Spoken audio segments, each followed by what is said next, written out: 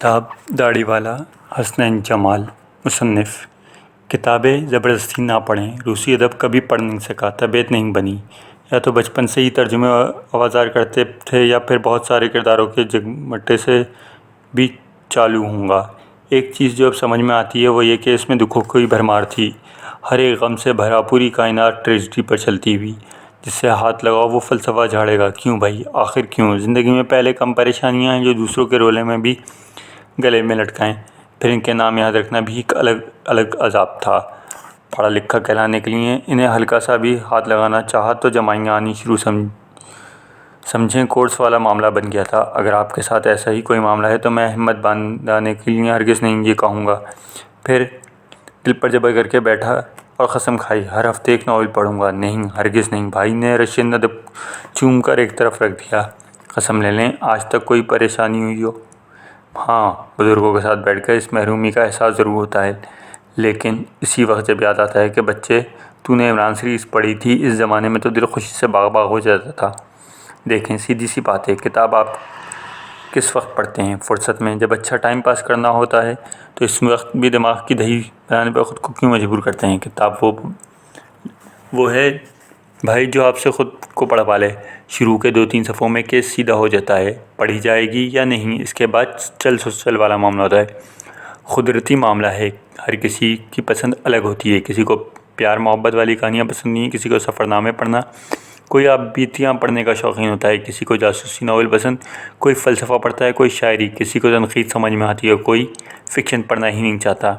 इसमें ज़बरदस्ती का फ़ायदा कोई नहीं होता। अगर आप तारीख़ पढ़ना पसंद नहीं करते, आलिम कहलाने के शौक़ में मारे बांधे भी पढ़ भी लेंगे तो आपका फ़ोकस वाक़यात पर रहेगा, इनकी तारीख़ी तरतीब भूल जाएगी। इस तरह हर चीज़ के साथ होगा। आप ख़ुद पर जबर करके उठाएंगे। आम आदमी की मुश्किल किताबें पढ़ने के लिए नहीं बना हुआ। वो रूहें और होती हैं जो बचपन से हर काबिल ज़िक्र चीज़ पढ़कर जवान होती हैं। इन्हें ख़ुद से शौक़ होता है मुश्किल पसंदी का, वो काबिल एहतराम है। इनकी नकल पे अपना हाथ पैर कटवाना अच्छी बात नहीं। आजकल उर्दू वालों में एक बहुत रिवाज ज़्यादा है। मैं ख़ुद भी अरसे तक इसका शिकार रहा। जब कोई थोड़ी ज़्यादा किताबें पढ़ जाता है तो इसकी तनक़ीद का रुख हज़रतुल्लाह शाह व अशफ़ाक़ अहमद क़ुदसिया मुफ्ती मुमताज़ मुफ्ती की तरफ हो जाता है। ये बात समझना थोड़ा दुश्वार है। इसका इतराफ़ एक मॉडर्न जहन के लिए इससे भी ज़्यादा मुश्किल है। लेकिन ये दोबारा सोचें, आपने जब पढ़ना शुरू किया, अम्मा बाबा की गोद से ही रूसी अदब पढ़ रहे आए थे, अंग्रेज़ी किताब उठा ली थी। अगर ये तहरीर आपने पढ़ ली है तो इसका मतलब ये है आप उर्दू पढ़ने वाले हैं, आसानी से पढ़ लेते हैं। आप यहाँ तक कैसे पहुँचे? बच्चों की कहानियाँ डाइजेस्ट, रज़िया भट्ट, शाहनामा, लब्बैक अली, फुरका अली, राजा गिद्ध, ज़ाविया, कुछ मगरबी अदब के तर्जुमे, 7 मॉडर्न किताबें, अब इंटरनेट के ब्लॉग्स। तो ये सफ़र था जो एक लाजमी पड़ाव सब था, जिस पर आज पढ़े लिखे लोग दबा के तनक़ीद करते हैं। इससे भी अलग हो के अगर सिर्फ ख़वातीन डाइजेस्ट या उमैर अहमद के नावल देख लें तो फ़कीर इन्हें आजकल के उर्दू पढ़ने वालों के लिए सफ़र का एक हिस्सा ही समझता है। कुछ होंगे जो अपनी सहूलत से वहीं टिक जाएंगे, कुछ होंगे जो आगे रास्ता बना लेंगे। इसमें इतना तिल मिलाने की ज़रूरत क्या है? बात वही अच्छी किताब जो आपसे ख़ुद को पढ़वाई ली जाए। ये बात आपकी ज़हनी सलाहियत पर है। आपको शुरू में ब्रेकें लग जाएँ या आलमी अदब का नशा हो जाए। कहने का मकसद ये है, हर किताब चाहे 20 साल बाद इसके बारे में आप जो भी राय रखें, एक पड़ाव होती है इस सफ़र का जो ज़िंदगी में आप करते हैं। मूड के साथ पढ़ें और मर्ज़ी के चीज़ पढ़ें। ऐसे अजीम ज़ाती जहालतों की बात कर गया तो ये भी सुन लें, फ़कीर आग का दरिया कभी नहीं बढ़ सका। शुरू में ही तवज्जो नहीं बनती, कैसे आखिर तक खींचा जाए।